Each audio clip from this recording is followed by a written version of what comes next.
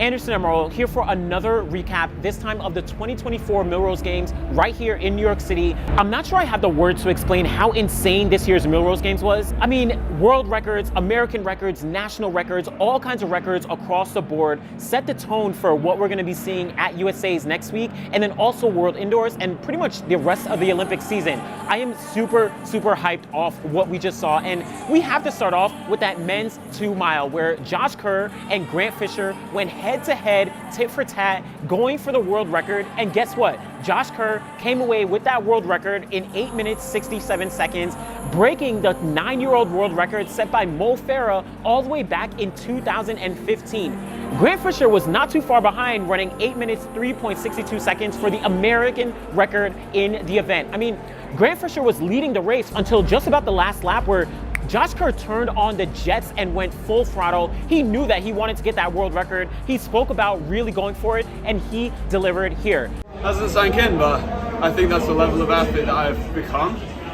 You know, I had to kind of roll with the punches throughout the start of my career and be good but not world class, and then be world class and not world champion, and now I'm world champion. I'm having fun with it, and you know, creating big goals and get myself out the door to prove that I'm not all talk. And hopefully it's been exciting for you guys over the last couple of months, but it's been a bit more nerve-wracking for me than anything else, just because calling your shot that far out is a little bit more difficult than I thought it would be. But I wanted to create hype for the race and get a really good field in there, and then we could go after something fast. He's already the world champion in the 1500 meters from last year in Budapest.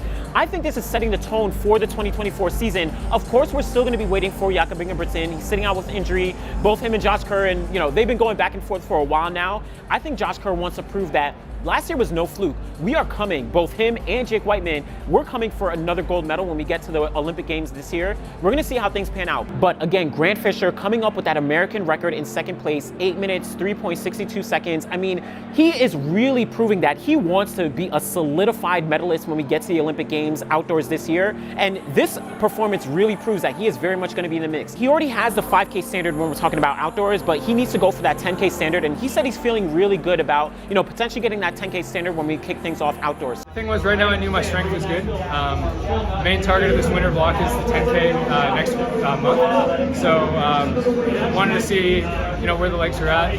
Spin them quick a little bit. I'll race again next weekend, and you know, hopefully I have good legs then too. But all eyes are on the 10K. So we're going to see how things pan out for the rest of the season, but down the line, Cole Hawker getting the second fastest American time ever, only behind Grant Fisher's time that he finished just behind here. And then you had Jordy Beamish, Morgan McDonald, Kieran Lamb.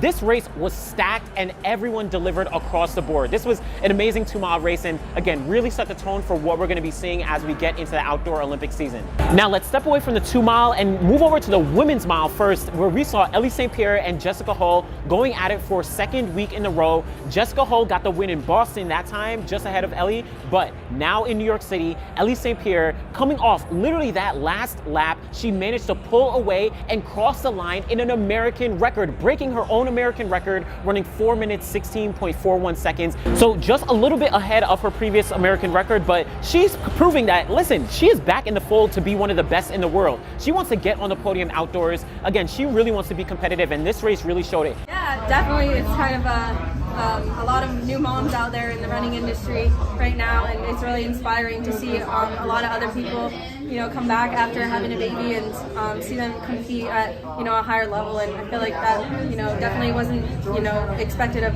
women, you know, not that many years ago, and it's really inspiring to see so many people do it right now. Jessica Hull came up for second place in 4 minutes, 19.03 seconds, an Australian record, coming off her amazing record that she set in Boston last weekend. These two women have really been pushing each other. Even Jessica Hull spoke about how if Ellie is in the race, both of them really push each other to these fast times that we've been seeing back to back to back. It's really cool lining up with Ellie, because we just, like, I know I'm going to get the most out of myself on the day, and that's a fun way to go into a race, just knowing if I race the race, I'm going to see exactly where I'm at. So that was really fun and great to be part of her American record. And that's just the top two. Everyone down the line behind them setting national records, personal bests, from Susan, Yolanda, Danny, Marta. Everyone is just really proving themselves, and some of these women are going to be running the World Indoor Championships in a few weeks. Some of them are going to be shutting things down and going straight for the outdoor season, kicking things off in April. I am really excited to see how things play out, and especially for Ellie. Ellie is really setting the tone for what's going to happen in 2024, so very much keep a lookout for what she's going to do. All right, let's move over to that men's mile where Yarus Nuguse was going for that world record, that 3:47.01 set back in 2019. Came up just short. He managed to run 3 minutes 47.83 seconds. I mean, I'm sounding disappointed, but this was fireworks. This race was crazy, and Yarus Nuguse is, if not already, he's still cementing himself as one of the best in the world, and I think this year he is very much on pace to get on the podium at the Olympic Games in the 1500, and this is really setting the tone for the 2024 season. You know, above all, I want to win this race. I feel like, well, you have to get the world record to win, but I think I wanted to focus on that more than anything, and I knew it was going to be hard because I knew it was just going to be most likely me just hammering it the whole way, and that's what it was, but I'm still really happy with how I ran that race, and I still feel like, I'm not necessarily at my peak anyway, so not that I'm going to have another chance at that record for a while, but, it was still good. Now, Yard, he did have some competition. You had Hobbs Kessler, you had George Mills. Both of them were really fighting it out for the 2 places behind him. Hobbs Kessler managed to hold off George, running 4 minutes 48.66 seconds. Personal best, coming off that amazing race that he had last weekend in Boston. And he's proving, he said he made a little rookie mistake in terms of, letting George get into his place. I'm proud. I knew I was gonna run right around there. I wanted to win. Yard's a really good runner. I think everyone knew exactly how I was gonna go. We were gonna get out fast, single file. Yarus was gonna get behind the pacer, going for the world record. Kind of like the prize spot was right behind him. So me and George Mills kind of fought over the spot. I ended up getting it. It was hard. We were going fast. I definitely had to be really engaged in the race to not get let a gap open. And then George kind of got my spot right at the bell, and Yard took off and was gone. And he had the better position. And that was just a rookie mistake I made, but I'll learn from it, and I'm still really happy with the day. Also, just behind them, George Mills, like I said, came up for third, just short, 3 minutes 48.93 seconds. Adam Fogg, Casey Coleman, Adam Spencer. I mean, this was a stacked race, just like the 2 mile, just like the women's mile. I mean, the men's Wanamaker mile never fails to disappoint, and 2024 was no different. Yarus Nuguse, if we don't see him on the podium later on this season, I mean, I don't know what even to say. Yarus Nuguse is very much a podium contender at the Olympic Games, but also a gold medal contender. Now, we just spoke about Josh Kerr. We know Jake Whiteman is getting back into the fold. Jakob Ingebrigtsen. There's a lot of guys in the 1500 meters, but listen, Yard, he's in cruise control right now. We're going to see how things pan out. Now, let's jump back to that 2 mile, but talk about the women where, again, I mean, the fireworks just kept coming in New York City. If you haven't been to the Millrose Games, you really need to make a trip out here. But Laura Muir, she got the win in 9 minutes 4.84 seconds. Now, this was a little bit controversial as Medina Issa actually did, quote unquote, win the race. She crossed the line first ahead of Laura Muir, but Laura Muir actually knew that Issa was going to get disqualified. So you saw immediately at the very start that... I could see she was a bit confused at the start, so I tried to show her, and then she just went straight outside.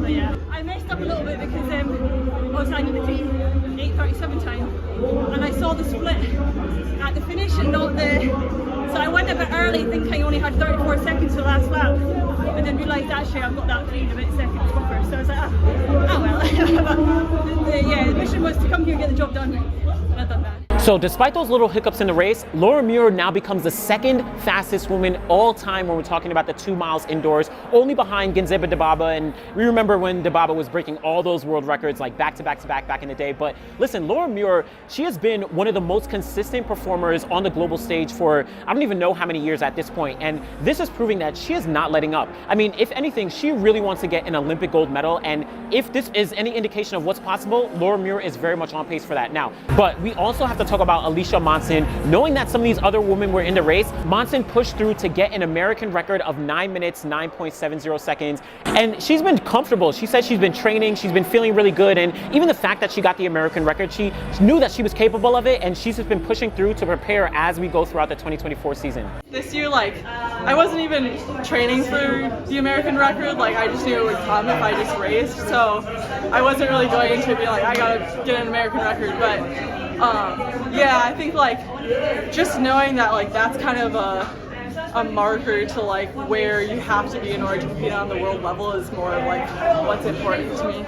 Also, huge shout outs to Nikki Hiltz becoming one of the fastest Americans in history, running 9 minutes 15.80 seconds. I mean, they said that they were preparing and training for this Millrose Games 2 mile, and Nikki Hiltz delivered. I mean, Nikki Hiltz is really setting herself up very well for another amazing 2024 season. We saw what they were able to do in 2023. Listen, don't sleep on Nikki Hiltz and what they're going to be able to put down as we go throughout the season. So huge shout outs to everyone in the 2 miles and all the distance races across the board. Have to dive into some of these sprints though, because there was a world record in the 60-meter hurdles to set the day off. The first event of the competition was the women's 60-meter hurdles, where Devynne Charlton, representing Bahamas, managed to run 7.67 seconds for a world record. That previous record was set all the way back in 2008 by Susanna Color. And listen, Devynne Charlton, she finished 3rd place in Boston, and she said that she had a couple things to fix. Even a couple weeks back when she ran 7.7, a personal best, she still said that she had a couple things to fix. So to get things right here, to set a world record, to now go into the World Championships as arguably the favorite. She got the silver medal at the 2022 World Indoor Championships. I'm really liking where Devynne Charlton is at, and she had a really, really emotional moment knowing that she had the support of her family, getting to watch her compete here. And listen, I love what Devynne Charlton is doing, and hopefully going to see a lot more from her as we go throughout the year. I was just happy that they were here. I do it to make them proud. And so having them here, that was just special. Yeah, after I ran 7.75, my coach said that they called him crying, like just couldn't believe it. And I'm just like, don't cry yet. Like that's not gonna cry now. Like if that had y'all tearing up, like just I have no doubt to tell you. But yeah, so I told them that this was coming, that I had bigger things in me. Now let's talk about that men's 60-meter dash where Christian Coleman got the win in 6.51 seconds. So nothing too crazy in terms of a time, right? He's run much faster here at the Millrose Games, but if anything, this proves that this is Christian Coleman's house. Winner in 2022, winner in 2023, and again, the winner in 2024. But now he's going to USA's next week, and he's gonna be facing off against Noah Lyles. Lyles already ran 6.44 seconds, but Noah Lyles has never beat Christian Coleman. Christian Coleman, world indoor record holder, world indoor champion from 2018. He's a silver medalist from 2022. I know that Christian Coleman wants to get back on top of the podium indoors and then set the tone for the 2024 season. I think that this race proves that he is very much in contention to prove that he can be on top once again. So we're gonna see how things pan out with Christian Coleman. I do want to give a shout out to the men's 60-meter hurdles. I mean, if this was not an upset, I don't know what is. Dylan Beard came away with the win from all the way on the inside lane, literally in lane 1, 7.44 seconds, and he took down a very strong field. You're talking about Daniel Roberts in 2nd, Trey Cunningham in 3rd, Cordell Tinch in 4th. This is not an easy field to take down, and Dylan Beard, he came away with the win. I think it just gives me a jump load of confidence. Like I said, this is a stacked field, compared to other Millrose games, so a little nervous coming out here, but mentally, physically, I mean, now I know for sure I can compete with these guys, so I'm looking forward to a great and successful year. I'm looking, try to beat these guys again, hopefully in a few days. And yeah, I definitely think I can always be in the mix with these guys. Just stick with my training, stay healthy, and just have fun out there. Really loving the hurdles and seeing someone really, an outsider, quote unquote outsider, I don't want to downplay, but to come out of nowhere to be able to get the win here at the Millrose Games. Amazing performance for Dylan Beard. Sticking in that 60-meter dash, Julian Alfred, winner in 6.99 seconds for a world-leading performance. Now, it's kind of crazy to think that 6.99 might be slightly disappointing. I mean, she's already run significantly faster last year while she was competing for Texas, but a world lead, this is her last race before the World Indoor Championships, and in my opinion, Julian Alfred has a very strong shot to get the World Indoor Gold. And then when we go outdoors, Julian Alfred can break up that kind of US Jamaican dominance that we've been seeing over the past couple years in the 100 and the 200-meter dash. Now, one thing to remember is that Julian Alfred isn't in the NCAA anymore. At this point last year, she would have already run, I don't know, a trillion races while competing for Texas. She's been a lot more measured, taking things a little bit slower and very consistent. I think the biggest difference is my warm-up. So warming up like I'm just running the final. So sometimes you warm up like, if you have a semi-final, we don't warm up as hard as, the final. So I think just my warm-up is the biggest difference. But I don't think that the amount of races that I've run has really changed, me and my mindset at all.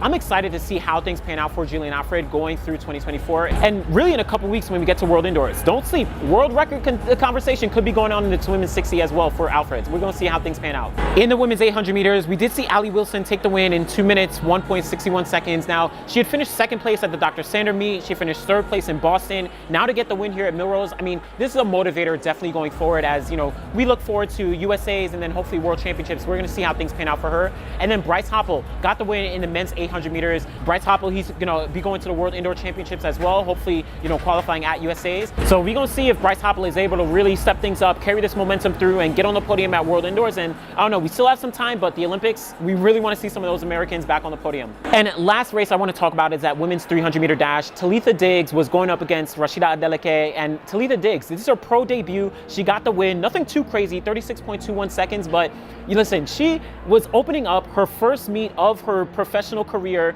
Again, like I spoke about with Julian Alfred, Talitha Diggs would have run, I don't know, 1,000 races at this point in the season, competing, you know, in the NCAA, but this time she's taking things a little bit more measured. She said that she's going to be going for the 400 meters at USA's next week, so we're going to see if she, you know, does well in the 400, makes it to the World Championships indoors. And hey, listen, Talitha Diggs is always a fan favorite. She's been one of the best 400 meter runners in the United States over the past couple years, and the fact that she's still super young proves that she has a lot more to go. So overall, here at the Millrose Games in New York, I mean, these athletes showed up and showed out. World records, American records, national records, everything across the board. There's a reason that Millrose is considered one of the greatest meets on the indoor calendar, and this year was no different. So let us know what you thought was your favorite performance from the Millrose Games and some of the implications as we look forward to USA's next week, where a lot of these athletes are going to be going to Albuquerque to compete for a spot to the World Indoor Championships. So always appreciate y'all, and be sure to follow CITIUS Mag on all platforms. Definitely a lot of content that we have from this meet and then also meets as we go into the future. Thanks for watching.